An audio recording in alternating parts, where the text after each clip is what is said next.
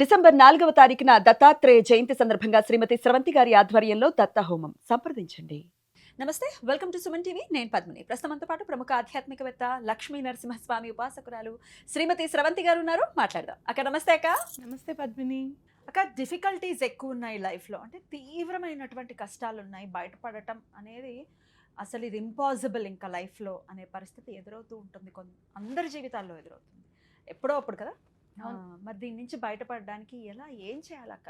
ఎటు చూసినా మాకు లాక్ లానే ఉంది, మొత్తం క్లోజ్డ్గా ఉన్నాము. ఏం చేయాలో తెలియట్లేదు.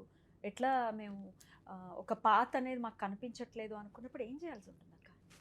మనం అంటే ఇప్పుడు చూడు, శ్రీరామచంద్రమూర్తికి కూడా ఒకానొక సమయంలో ఏం చేద్దాము అని చెప్పి పాల్గొన్నప్పుడు ఆంజనేయ స్వామి రక్షించారు.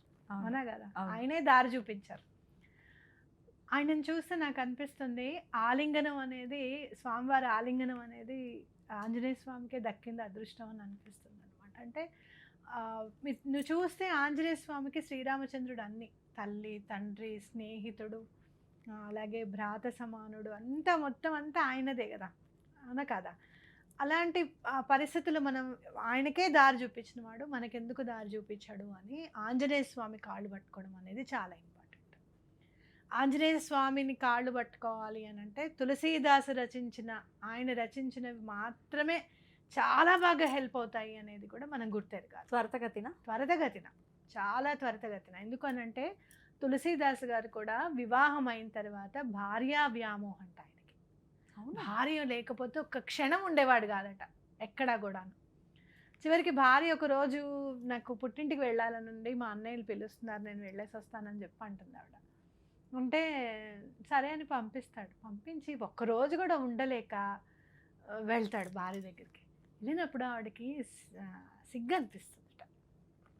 అదిగో వచ్చాడు చూడు మీ ఆయన, నిన్ను వదిలి ఉండలేను అంటున్నాడు అని అంటే ఆవిడకి సిగ్గు అనిపించి ఒక మాట అంటుందట, నా మీద పెట్టే ధ్యాస రాముల వారి మీద పెట్టుంటే, ఆయనకి రాముడు అంటే ఇష్టం అనమాట, ఆ రాముల వారి మీద పెట్టుంటే ఈ పాటికి మీకు దర్శనం అయ్యేది అంటుంది ఆవిడ. ఆ మాట అనేసరికి ఆయనకి అవును కదా, అసలు నేను రాముల వారి మీద ఎందుకు నేను ధ్యాస పెట్టట్లేదు అని చెప్పి ఆ శ్రీరామచంద్రమూర్తి మీద ఆయనకి ధ్యాస మళ్ళిందనమాట. ఒక్క మాట. రామనామము అంటే ఈశ్వరుడికి చాలా ఇష్టం. ఓకే, మరి రాముడు అంటే ఇష్టం ఉన్న వాడిని చాలా బాగా చూసుకున్నది ఆ రుద్రాంశ సంభూతుడైన ఆంజనేయ స్వామి. అవును, అదేనా నీకు? కాశీలో ఆయన ఉండడము ఏమి ఇష్టమయ్యా, మరి విశ్వేశ్వరుడికి ఏమి ఇష్టము అని అంటే, ఎవరైతే రామ రామ రామ అని అంటారో వాళ్ళు ఇష్టం, నాకు రామనామం అంటే ఇష్టము అని చెప్తాడట ఆయన. కాబట్టి మరి అలాంటప్పుడు మనకి ఎలా ఉంటుంది అంటే, మొత్తం 8 sides దిక్కుల నుంచి దిగ్బంధనం చేసినంత బాధగా ఉంటాం మనం. ఏం చేద్దామన్నా పాలుపోదు. ఏదైనా ఒక సమస్య వచ్చిందనుకో, ఇప్పుడు నేను ఏదైనా సమస్య చెప్పాను అనుకో, నువ్వు ఏదైనా అన్నావు ఇలా చేస్తే బాగుంటుంది అని, అలా చేస్తే ఈ ప్రాబ్లం పద్మిని ఇప్పుడే చెప్పా చూడు, నీకు చెప్పానా లేదా? చెప్పారు. అలా చేస్తే ఆ మనసుకి ఏమనిపిస్తుంది నీకు? ఇంకెందుకు మరి నాకు చెప్పడం అని అనిపిస్తుంది, అవునా కాదా? లేదా అది ఎందుకంత కష్టం అనుకుంటున్నారు, వీళ్ళు ఏమన్నా ఎక్కువగా ఆలోచిస్తున్నారా దీని గురించి అనే ఆలోచన కూడా వస్తుంది మనకి. కానీ బాధపడేవాడికి ఆ అష్టదిగ్బంధనం ఏంటి అనేది తెలుస్తుంది అనమాట. ఇది చేద్దామంటే ఈ ప్రాబ్లము, ఇలా చేద్దామంటే ఈ ప్రాబ్లము, ఇంకేం వద్దు నాకు ప్రాబ్లం వచ్చేటట్టుంది, నీకు దండం పెడతాను ఈ ప్రాబ్లం చెప్పకనే పరిస్థితుల్లో ఉంటాయి వాళ్ళ సమస్యలు అనమాట. అవన్నీ దైనందిన జీవితంలో మనం పడేవే పద్మిని. ఒక్కొక్కసారి ఆర్థికంగా, ఒక్కొక్కసారి మానసికంగా, ఒక్కొక్కసారి సరైన డెసిషన్ తీసుకోవడానికి ఇబ్బంది పడుతూ ఇలాంటివన్నీ ఉంటాయి. కాబట్టి నిజంగా చెప్పాలి అని అంటే ఆంజనేయ స్వామి తులసీదాసుకి ఇచ్చిన వరం ఏంటి అని అంటే, శ్రీరాముడిని తలుచుకుంటూనే ఉండు అని చెప్పడము. ఆ శ్రీరాముడు ఆయనకి ఇచ్చిన వరం ఏంటి, ఆ విశ్వేశ్వరుడి రూపంలో అంటే ఆంజనేయ స్వామిని పూజించి నీకు అన్ని ప్రాబ్లమ్స్ తీరిపోతాయని చెప్పడం అనమాట. చూస్తే ఇక్కడ మనకి సంకటమోచన హనుమాన స్తోత్రము అని రాశారు ఆయన. ఓకే, అసలు చూడు ఎంత ఇదో, దాంట్లో 8 స్టాంజెస్ ఉంటాయి. అక్కడ గుడిని కూడా నిర్మించింది వారే అని అంటారు. అది కూడా సంకటమోచన హనుమాన్ దాంట్లోనే అక్కడే ఆంజనేయ స్వామి దర్శనం కలిగింది. కాశీలో మన తులసిదాస్ గారు. అద్భుతం అక్క. కాబట్టి ఈ స్తోత్రం గనక చదువుకుంటే ఎటువంటి కష్టమైనా తొలగిపోతుంది. మరి నేర్పిస్తారమ్మా? నేర్పిస్తాను తప్పకుండా. ఇందులో మీకు ఆర్థిక ఇబ్బందులు అవ్వచ్చు, లేదా ఎవరో బ్లాక్ మ్యాజిక్ చేశారండి మా వల్ల కావట్లేదు అని అనుకున్నది కావచ్చు, లేదా 8 రకాల కష్టాలు అనుకోవచ్చా? అష్ట కష్టాలు. Yeah, that's what.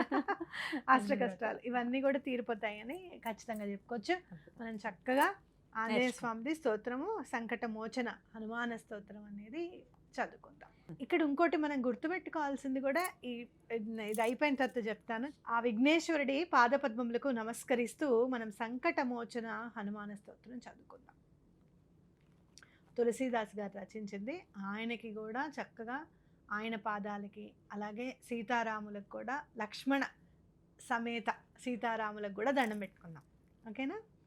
తతోహం తులసీదాసః స్మరామి రఘునందనం హనుమంతం తత్పురస్తాద్ రక్షార్థే భక్తరక్షకం హనుమన్నాంజనేయో సూనో వాయుపుత్ర మహాబల మహాలాంగూల నిక్షేప నిహతాకిల రాక్షస అక్షవక్షో వినిక్షేప కులిసాగ్ర నకాంచిత శ్రీరామ హృదయానంద విపత్తౌ శరణం భవ ఉల్లంఘ్య సాగరం ఏన ఛాయాగ్రాహీ నిపాతిత సింహనాదహత మిత్ర విపత్తౌ శరణం భవ లక్ష్మణే నిహతే భూమావానీయ హ్యచలం తతః యయా జీవితవానధ్యాతాం శక్తిం ప్రకటీకురు येन లంకేశ్వరో వీరో నిశ్శంకం విజిత స్వయం దుర్నిరీక్షోపి దేవానాం తద్బలం దర్శయాధునా యయా లంకాం ప్రవిశ్యత్వం జ్ఞాతవాన్ జానకీం స్వయం రావణాంతఃపురేత్యుగ్రే తాం బుద్ధిం ప్రకటీకురు రుద్రావతారా భక్తార్తి విమోచన మహాభుజా కపిరాజా ప్రపన్నస్త్వాం శరణం భవ రక్షమాం ఇత్యష్టకం హనుమతోయా పటే చద్రయాన్వితః సర్వకష్టో వినిర్ముక్తో లభతే వాంఛితం ఫలం. ఇది శ్రీ గోస్వామి తులసీదాసకృత సంకటమోచనం నామ శ్రీ హనుమదాష్టకం. ఎంత అందంగా ఉందో, చాలా బాగుంది. ఎక్కడంటే మనకి ఇందులో సాగరాన్ని కూడా మీరు దాటి లంఘించి అమ్మవారిని అమ్మవారు ఎక్కడున్నారు ఏంటనేది తెలుసుకున్నావు స్వామి, తెలిపావు నువ్వు.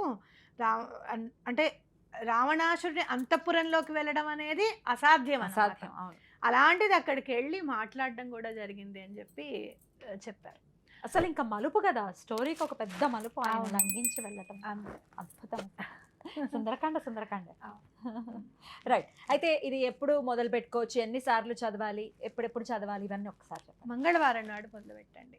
చదివేది ఒక్కసారైనా సరే అర్థంతో ఏంటి, మనకేం అర్థమైంది అనేది తెలుసుకోవడము. భావార్థపూరితంగా అనంటే మీరు చదువుతూ ఉన్నప్పుడు ఆ విజన్ అనేది, విజువలైజేషన్ అనేది వేసుకోవాలి మీరు. అబ్బా, ఆంజనేయ స్వామి ఇలా వెళ్ళాడు, అలా రక్షించాడు, అలా చూశాడు అమ్మవారిని, ఇలా చెప్పాడు, ఇవన్నీ కూడా మనము చదువుకోవాలి. లాస్ట్కి వచ్చే వరకల్లా కూడా చూడండి 8 అష్టకం ఇది చదువుకుంటే గనక మన కష్టాలన్నీ తొలగిపోతాయి అని చెప్పి కూడా ఉంది కదా.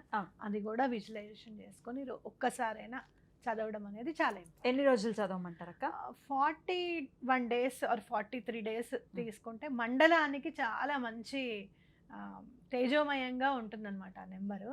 కాబట్టి మండలము కొంతమంది 41 days అనుకుంటారు, కొంతమంది 43 days అనుకుంటారు. ఎందుకంటే 7 అనేసరికి కేతువుతో సంబంధం కాబట్టి ఆధ్యాత్మికంగా వెళ్తే కేతుకి ఇష్టం కదా, 43 రోజులు కూడా తీసుకోవచ్చు అనమాట. లేదండి మాకు 41 అలవాటు అండి అంటే 41 కూడా తీసుకోవచ్చు. చాలా బాగా కలిసి వస్తుందని చెప్పుకోవచ్చు. ఈ అష్ట కష్టాల నుంచి బయట పడడానికి ఒక మార్గం అనేది దొరుకుతుందని ఖచ్చితంగా అనుకోవచ్చు. సంకట నాశనం వేరు, సంకట మోచనం వేరు నాకు అనిపించింది. ఏంటంటే సంకటం వచ్చిన తర్వాత నాశనం చేయడం అనేది కాదు, అసలు విమోచనం, అసలు సంకటమే రాకుండా ఉంటుంది. ఇంకా prevention is better than cure అన్నట్టు నాకు అనిపించింది చదువుతున్నప్పుడు. మరి దానికి దీనికి ఒకటే అర్థం ఉందేమో నాకైతే తెలీదు, కానీ విమోచనం అనేది అసలు టోటల్గా అసలు ప్రివెన్షన్ అనేది గుర్తుపెట్టుకోవాలి.